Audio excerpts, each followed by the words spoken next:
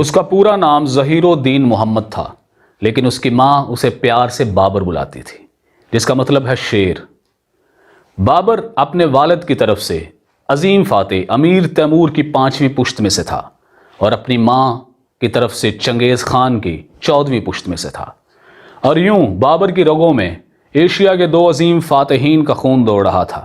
بہادری اس نے ورثے میں پائی تھی۔ اس کے باپ کا نام عمر شیخ مرزا تھا اور اس کی ماں کا نام قتلغ نگار خانم۔ وہ 14 فروری 1483 میں اس وقت کے ترکستان کہلائے جانے والے علاقے اندجان فرغانہ میں پیدا ہوا، جو آج کے ازبکستان کا علاقہ ہے۔ اس کے باپ کا نام عمر شیخ مرزا تھا، جو امیر تیمور المعروف تیمور لنگ کی پشت میں سے تھا اور اس وقت فرغانہ کا حاکم تھا۔ بابر کی تعلیم اسلامی روایات کے مطابق 4 سال اور 4 دن کی عمر میں شروع کی گئی۔ بابر کو تعلیم دینے والے اوغور قوم سے تعلق رکھتے تھے، جو آج کے چین کے صوبے سینکیانگ سے تعلق رکھتے ہیں۔ یہ وہ دور تھا جب وسطی ایشیا میں تیمور کے وارث منگول اور افغان لڑتے رہتے تھے اور کسی کو بھی کوئی واضح برتری حاصل نہ تھی۔ ہر ایک طاقت دوسرے کے خلاف برسرے پیکار رہتی۔ انہی حالات میں بابر کا باپ، جو فرغانہ کا حاکم تھا، اپنی ریاست کو اپنے ماموں اور بھائیوں سے بچاتا رہتا تھا۔ جنگ وہاں کے لوگوں کا مشغلہ تھا۔ بابر کا باپ شیخ عمر مرزا عقابی صفات کا مالک تھا۔ وہ ہمیشہ جنگ میں رہتا، یہاں تک کہ 1494 میں منگول سردار سلطان محمود نے شمال کی طرف سے اور سلطان احمد نے، جو سمرقند کا حاکم تھا، مشرق کی جانب سے فرغانہ پر حملہ کر دیا۔ اسی جنگ میں فرغانہ کا دفاع کرتے ہوئے بابر کا باپ شیخ عمر مرزا اتفاقیہ طور پر حادثاتی طور سے مر گیا۔ تب بابر صرف 12 برس کا تھا۔ فرغانہ کی فوج اور عوام نے منگول حملہ آوروں کو مار بھگایا اور فرغانہ بچ گیا، لیکن اس جنگ میں قدرت بھی اہل فرغانہ کے ساتھ تھی۔ سلطان احمد کے گھوڑوں میں جان لیوا وبا پھیل گئی اور واپس لوٹ گیا۔ جب سلطان محمود نے سلطان احمد کی فوجوں کی واپسی کے بارے میں سنا تو وہ بھی محاصرہ اٹھا کر واپس چلا گیا۔ اسی واپسی کے سفر میں وہ سمرقند کی طرف جاتا ہوا راستے ہی میں مر گیا اور اس کی کوئی اولاد نرینہ نہ تھی۔ یوں جب سمرقند لاوارث ہوا تو ہر طرف کے حاکم اس کو حرص بھری نظروں سے دیکھنے لگے، کیونکہ سمرقند اس وقت ایشیا کا دل سمجھا جاتا تھا۔ وہ تمدنی حیثیت رکھتا تھا، زرخیزی، خوبصورتی، شان و شوکت، خوشحالی اور بہترین آب و ہوا کا حامل شہر تھا، جس پر سب کی نظریں تھیں۔ 1496 میں بابر، جو بھی صرف 13 سال کا تھا، سمرقند کو فتح کرنے کے لیے نکلا، لیکن بے وفا عمراء اور سخت موسم کی وجہ سے بابر کو واپس فرغانہ جانا پڑا۔ لیکن اگلے ہی سال 1497 میں اس نے سلطان علی سے اتحاد کر کے دوبارہ سمرقند پر چڑھائی کر دی۔ سخت جنگ کے بعد بابر نے صرف 14 سال کی عمر میں ایشیا کے دل کہلائے جانے والے سمرقند پر قبضہ کر لیا۔ بابر کے سردار سمرقند کو لوٹنا چاہتے تھے، لیکن بابر نے ایسا کرنے سے منع کر دیا، جس وجہ سے اس کے امراء اور سردار اس سے ناراض ہو کر فرغانہ لوٹ گئے۔ بابر سخت بیماری کی حالت میں تھا۔ اس کے سرداروں کی بڑی تعداد اس سے ناراض ہو گئی، یہاں تک کہ وہ صرف 1000 آدمیوں کے ساتھ سمرقند میں رہ گیا، جو ابھی تک بیمار تھا۔ اس کے باغی سرداروں نے اس کے علاقے اندجان کا محاصرہ کر لیا۔ جو ہی بابر گھوڑے کی سواری کے قابل ہوا، اس نے اپنے آبائی علاقے کو بچانے کے لیے کوچ کیا، لیکن اس کو راستے میں خبر ملی کہ اندجان پر دشمنوں کا قبضہ ہو گیا ہے، اور کچھ دنوں بعد خبر ملی کہ بخارا کے حکمران سلطان علی نے سمرقند پر قبضہ کر لیا ہے۔ یوں اس کے ہاتھوں سے آبائی علاقہ بھی گیا اور سمرقند بھی، جسے اس نے فتح کیا تھا۔ اس نے اپنے ننیال سے اپنے ماموں محمود خان سے مدد مانگی، لیکن وہ اس کی مدد کو نہ پہنچ سکا۔ اب اس کے پاس نہ تو ملک تھا نہ وسائل۔ فوج اسے چھوڑ کر جانے لگی، حتیٰ کہ صرف 300 لوگ اس کے ساتھ رہ گئے۔ ان 300 فوجیوں کے ساتھ وہ اپنے باپ کے دوست حاکم محمد حسین کا مہمان بن کر رہا۔ یہاں جب وہ دل برداشتہ ہو چکا تھا، نہ تو اس کے پاس فوج تھی نہ وسائل، تو وہ زندگی سے مایوس ہونے لگا۔ اس حالت میں اس نے ایک شعر کہا جس کا ترجمہ ہے: نہ تو اب میرے پاس دوست احباب ہیں، نہ ملک و مال ہے، مجھے ایک پل کا بھی قرار نہیں۔ یہاں آنے کا فیصلہ میرا تھا، لیکن اب میں واپس نہیں جا سکتا۔ اس گاؤں میں بطور مہمان ٹھہرنے کے دوران اس کی ملاقات گاؤں کے سردار کی والدہ سے ہوئی، جس کی عمر اس وقت 111 برس تھی۔ اس خاتون کے رشتہ دار بابر کے جد امجد امیر تیمور بیگ کی فوج کے ساتھ ہندوستان کے علاقوں کو فتح کرنے کے لیے گئے تھے۔ یہ بات اس بوڑھی خاتون کے ذہن میں تھی اور اس کے قصے وہ سنایا کرتی تھی۔ یہ قصے بابر نے بھی سنے۔ جب بابر نے اپنے بزرگوں کی بہادری اور کارناموں کے قصے سنے تو اس نو عمر شہزادے کے خون میں ایک نیا جوش اور ولولہ پیدا ہوا۔ اس میں کوئی شک نہیں کہ وہ اپنے جد امجد امیر تیمور کی فتوحات کو تازہ کرنے کے لیے ایک نئے جوش اور ولولے کے ساتھ پھر سے تازہ دم ہوا۔ بابر نے اس نئے جذبے کے ساتھ ایک شعر کہا۔ اس کا ترجمہ ہے: دنیا پر طاقت اور ہمت سے قبضہ تو کیا جا سکتا ہے، لیکن خود اپنے آپ کو دفن تک نہیں کیا جا سکتا۔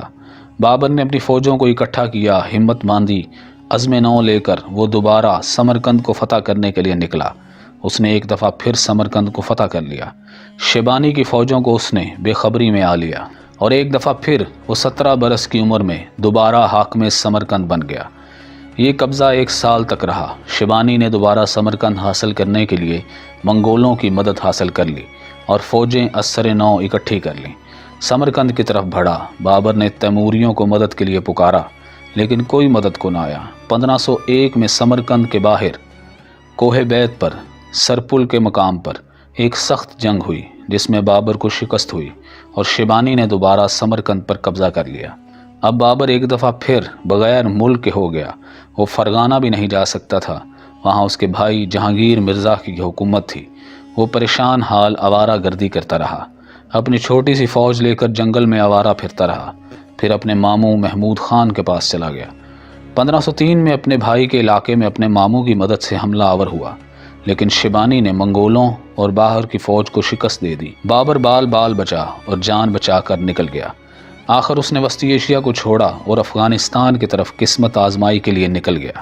وہ افغانستان کے علاقوں میں حکومت بنانے کی کوششیں کرتا رہا۔ 1507 میں اس نے قندھار پر قبضہ کر لیا، پھر وہ کابل اور ہرات پر بھی قابض ہو گیا، لیکن شیبانی خان اس کے لیے مستقل درد سر بنا رہا۔ آخر 1510 میں شیبانی خان اور ایران کے شاہ اسماعیل صفوی کے درمیان جنگ ہوئی اور شیبانی خان قتل ہو گیا۔ بابر کے لیے یہ خبر خوش آئند تھی۔ وہ یہ خبر سنتے ہی اپنے 2 نابالغ بیٹوں کو لے کر، کامران اور ہمایوں کو لے کر، اپنے آبائی علاقے وسطی ایشیا کی طرف چلا۔ اس نے شاہ ایران اسماعیل صفوی کو تحفے تحائف بھیجے اور اس کے ساتھ اپنے تعلقات کو استوار کرنے کی کوشش کی۔ شاہ ایران کو بھی سینٹرل ایشیا میں ایک اتحادی کی ضرورت تھی جو ازبکوں اور افغانوں سے ایران کی مدد کر سکے، اور یوں شاہ ایران اور بابر کے درمیان دوستانہ تعلقات قائم ہوئے جو آگے چل کے دونوں کے لیے مددگار ثابت ہوئے۔ لیکن اس کے ساتھ ساتھ شاہ اسماعیل صفوی ایک کٹر شیعہ بھی تھا جو یہ چاہتا تھا کہ سنی المذہب بابر اپنے دربار میں شیعہ طرز اپنائے اور اپنے علاقوں میں شیعہ مسلک کی ترویج بھی کروائے، اور شاہ اسماعیل کے نام کا خطبہ پڑھا جائے اور سکوں پر 12 اماموں کے نام کنندہ کیے جائیں۔ بابر ایک وسیع القلب اور کشادہ دل کا آدمی تھا۔ اس نے سکوں پر 12 اماموں کے نام کنندہ کروا دیے اور خود بھی شیعہ لباس پہن لیا۔ اسے کابل اور فرغانہ پر اپنے اقتدار کو قائم رکھنے کے لیے شاہ ایران کی ضرورت تھی، اور شاہ ایران کو وسطی ایشیا کے حملہ آوروں سے بچنے کے لیے ایک مضبوط اتحادی کی ضرورت تھی۔ یوں بابر اور شاہ ایران اتحادی بن گئے۔ ایرانی افواج کی مدد سے بابر نے ایک دفعہ پھر سمرقند، بخارا، فرغانہ، کابل اور قندھار تک حکومت قائم کر لی، جہاں تک کبھی اس کے دادا ابو سعید مرزا کی حکومت ہوا کرتی تھی۔ لیکن یہ ایرانی اور بابری اتحاد زیادہ عرصہ قائم نہ رہ سکا۔ وسطی ایشیا کے سنیوں نے بابر کو برا بلا کہنا شروع کر دیا کہ اس نے کٹر شیعہ شاہ اسماعیل صفوی کی مدد حاصل کی ہے۔ ادھر شاہ اسماعیل صفوی کے وزیر بھی بابر کے بارے میں شاہ کے کان بھرنے لگے۔ یوں شاہ ایران اور بابر میں دوریاں بڑھنے لگیں۔ اتنے میں ازبک سردار شیبانی خان کے بھتیجے جانی بیگ اور عبید اللہ خان کے ارد گرد پھر جمع ہونے لگے۔ انہوں نے ایک دفعہ پھر بابر کو بخارا سے نکال دیا۔ شاہ ایران نے جب بابر کی یہ حالت دیکھی تو اپنے لشکر کو اس کی مدد کے لیے بھیجا، لیکن ایرانی لشکر جہاں جاتا ظلم ڈھاتا، جس سے مقامی سنی آبادی نے شیبانی خان کی مدد سے ایرانی اور بابری مشترکہ لشکر کو شکست دے دی۔ ایرانی لشکر تو مارا گیا، ادھر ایرانیوں اور عثمانیوں کے درمیان جنگ ہوئی۔ سلطان سلیم کی افواج نے ایرانی لشکر کو شکست دے دی، جس جنگ میں ترکوں نے ایرانیوں کے خلاف آتش گیر اسلحہ اور بندوقیں توپ خانہ استعمال کیا۔ اس نئے اسلحے نے بابر کی توجہ اپنی جانب مبذول کروائی۔ گو بابر کے پاس وسائل کم تھے، لیکن افغانستان پر قبضہ برقرار رکھنے کے لیے اس نے جدید اسلحے کو حاصل کرنا چاہا اور استاد علی رومی جو بندوق بنانے کا ماہر تھا اس کی خدمات حاصل کر لیں، اور پھر بعد میں استاد مصطفیٰ رومی کی بھی خدمات حاصل کر لیں جو توپ خانے کا ماہر تھا۔ اب وسطی ایشیا میں ازبک، ایران میں صفوی اور مغربی ایشیا میں عثمانی ترک طاقتور تھے۔ ان کے مقابلے میں بابر افغانستان میں اپنا قبضہ جمانے کی کوششیں کر رہا تھا، لیکن افغان قبائل اس سے لڑ رہے تھے۔ اس کی جنگ یوسف زئی قبیلے سے ہوئی، جس میں اس نے پہلی دفعہ آتشی اسلحے کا استعمال کیا۔ اب اس کی نظریں ہندوستان میں کمزور ہوتی ہوئی لودھی سلطنت کی طرف تھیں، جس کا طاقتور بادشاہ سکندر لودھی 1512 میں وفات پا گیا تھا، اور اس کی جانشینی کے سوال پر بدامنی پھیل گئی تھی۔ سکندر لودھی کی وفات کے بعد اس کے بیٹے ابراہیم لودھی نے سلطنت سنبھالی اور باغی ہونے والے سرداروں کے ساتھ سختی سے کارروائی کی، لیکن پنجاب کے پٹھانوں کو وہ قابو نہ کر سکا۔ اتنے میں بابر دریائے سندھ عبور کر کے 1519 میں بھیرا پر حملہ آور ہوا۔ بھیرا کو اس وقت ہندوستان کا دروازہ تصور کیا جاتا تھا۔ بابر نے ابراہیم لودھی کو پیغام بھیجا کہ اس کے چچا الغ بیگ مرزا کے زیر تسلط جو علاقے تھے وہ اسے واپس کر دے، لیکن لاہور کے حاکم جہاں دولت نے بابر کے ایلچی کو دلی نہ جانے دیا بلکہ لاہور ہی میں روک لیا۔ اتنے میں افغانوں نے بابر کے خلاف جنگ چھیڑ دی اور افغانستان کے حالات خراب ہونے لگے تو بابر واپس چلا گیا۔ اس نے قندھار کو فتح کیا۔ یہ 1522 کا واقعہ ہے۔ 1524 میں بابر نے پنجاب پر حملہ کیا۔ اس نے لاہور اور دیپال پور پر قبضہ کر لیا۔ اس کا مقصد اپنے چچا الغ بیگ مرزا کی سلطنت کو بحال کرنا اور اپنے جد امجد امیر تیمور کے فتح شدہ علاقوں کو دوبارہ سے پھر سے فتح کرنا تھا۔ لیکن افغانستان سے خبریں اچھی نہیں آ رہی تھیں۔ وہاں ازبک سردار اس کی سلطنت پر حملہ آور ہونے کے لیے اکٹھے ہو رہے تھے، اور یوں بابر واپس لوٹ گیا۔ دسمبر 1525 میں بابر نے پھر پنجاب کا رخ کیا۔ پنجاب میں طاقتور سمجھے جانے والے دولت خان نے بابر کے سامنے گھٹنے ٹیک دیے۔ اب بابر کے سامنے ابراہیم لودھی تھا۔ اس جنگ میں بابر کا بیٹا ہمایوں بھی اس کے ساتھ تھا۔ پنجاب کا راستہ صاف کرنے کے بعد بابر پانی پت کی طرف بڑھا، جہاں ابراہیم لودھی اپنی فوج لے کر آ رہا تھا۔ بابر کی فوج کی تعداد 12 سے 17 ہزار تھی، جبکہ ابراہیم لودھی کی تعداد 70,000 سے 1 لاکھ تھی۔ بابر کی فوج کا ہر ایک سپاہی ایک آزمودہ کار سپاہی تھا جو 100 لڑائیاں لڑ چکا تھا، اور خود بابر ایسا جاں باز تھا کہ 2 نوجوان لڑکوں کو بغل میں دبا کر قلعے کی فصیل پر دوڑا کرتا تھا۔ تیراک ایسا کہ جو دریا سامنے آیا اسے تیر کر پار کر لیا، اور سوار ایسا کہ ایک ایک دن میں 100 میل کی منزل مارتا تھا۔ اس کے ساتھ آتشی اسلحہ تھا، توپ خانہ اور بندوقیں جو ہندوستان کے افغانوں اور ہندو راجاؤں نے کبھی نہ دیکھی تھی۔ یوں کہیے کہ بابر ایک قلیل فوج لیکن جدید ترین ہتھیاروں سے لیس فوج کو لے کر لودھی سلطنت کے آخری سلطان ابراہیم لودھی سے مقابلہ کرنے کے لیے پانی پت پہنچ گیا۔ یہ واقعہ 21 اپریل 1526 کا ہے۔ بابر نے شہر پانی پت کو اپنی فوج کے ایک پہلو کی حفاظت کے لیے استعمال کیا، دوسرے پہلو کی حفاظت کے لیے خندق اور کٹے ہوئے درختوں اور خاردار جھاڑیوں کی باڑ استعمال کی۔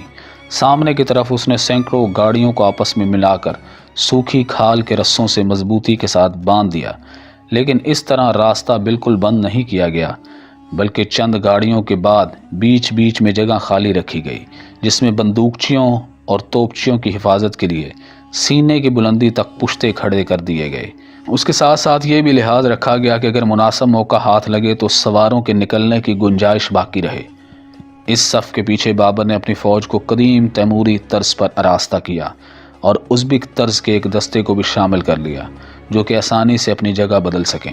ابراہیم لودھی ایک زبردست فوج لے کر آیا تھا جس کی تعداد کے متعلق کہا جاتا ہے کہ 1 لاکھ کے قریب ہوگی۔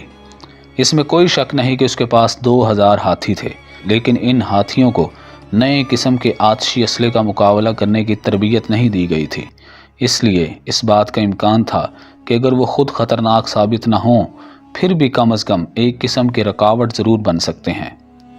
دونوں اطراف کی فوجیں ایک ہفتے تک ایک دوسرے کے مقابل پڑی رہیں۔ بابر چاہتا تھا کہ ابراہیم کو حملے کے لیے مجبور کرے۔ دونوں کے لیے اس بات کا امکان تھا کہ اگر مزید تاخیر کی گئی تو بڑی پیچیدگیاں پیدا ہو جائیں گی اور فوج کے حوصلے پست ہو جائیں گے۔ جب ابراہیم مغلوں کو اشتعال انگیزی سے تھک گیا تو اس نے اسپارٹا والوں اور راجپوتوں کی تقلید کرتے ہوئے اپنی فوج کو ایک زبردست دعوت دی۔ اپنے افسروں اور سپاہیوں کو قیمتی ہیرے، جواہرات، موتی اور سونے کی چیزیں تقسیم کی۔ ان کو حکم دیا کہ خود کو ایک فیصلہ کن جنگ کے لیے آمادہ کر لیں۔ دوسرے دن اس نے فیصلہ کن جنگ کا آغاز کیا۔ افغان فوج نے چاہا کہ پوری طاقت سے دشمن پر حملہ آور ہو، لیکن یہ دیکھ کر کہ دشمن کے صف اول بہت ہی تنگ ہے، افغان دستوں نے کچھ ہچکچاہٹ دکھائی، لیکن پھر ایک دم حملہ آور ہو گئے۔ ایسا کرنے سے فوج کی ترتیب بگڑ گئی اور لشکر کے مرکزی حصے نے ایک بے ترتیب ہجوم کی شکل اختیار کر لی۔ بابر بھی یہی چاہتا تھا۔ اس نے ایک طرف تو اپنے سبک رفتار دستوں کو حکم دیا کہ دشمن کی فوج کو دائیں بائیں اور عقب سے گھیر لیں، پھر دوسری طرف توپچیوں کو حکم دیا کہ گولے برساؤ۔ ان ترکیبوں سے افغان فوج ہر طرف سے سمٹ کر ایک غیر منظم ہجوم کی شکل اختیار کر گئی۔ اس قدر مفلوج ہو کر رہ گئی کہ کوئی مؤثر کام انجام نہ دے سکی۔ ابراہیم لودھی کی فوج گولیوں اور گولہ باری کا نشانہ بننے لگی اور ہر طرف افراتفری پھیل گئی۔ محمود خان نے ابراہیم سے التجا کی کہ اس سے پہلے کہ دشمن اس کو گھیر لے وہ اپنی جان بچا کر بھاگ جائے۔ سلطان کے نزدیک شہادت پانے کے مقابلے میں جان بچا کر بھاگ جانا نہایت ہی شرمناک فعل تھا۔ چنانچہ اس نے محمود خان کو مشورہ رد کر دیا اور 500-600 جاں باز سپاہیوں کے ساتھ اس جگہ پہنچا جہاں گمسان کی لڑائی ہو رہی تھی۔ یہاں ان سب نے جام شہادت نوش کیا۔ افغان فوج میں ابتری پھیل گئی۔ وہ لوگ اپنے حواس کھو بیٹھے اور راہ فرار اختیار کیا، لیکن مغلوں نے فرار ہونے والوں کو بھی موت کے گھاٹ اتار دیا۔ یہ جنگ اگر سارے ہندوستان کے لیے نہیں تو کم از کم لودھی سلطنت کے لیے فیصلہ کن ثابت ہوئی اور دلی و آگرہ بابر کے قبضے میں آ گئے۔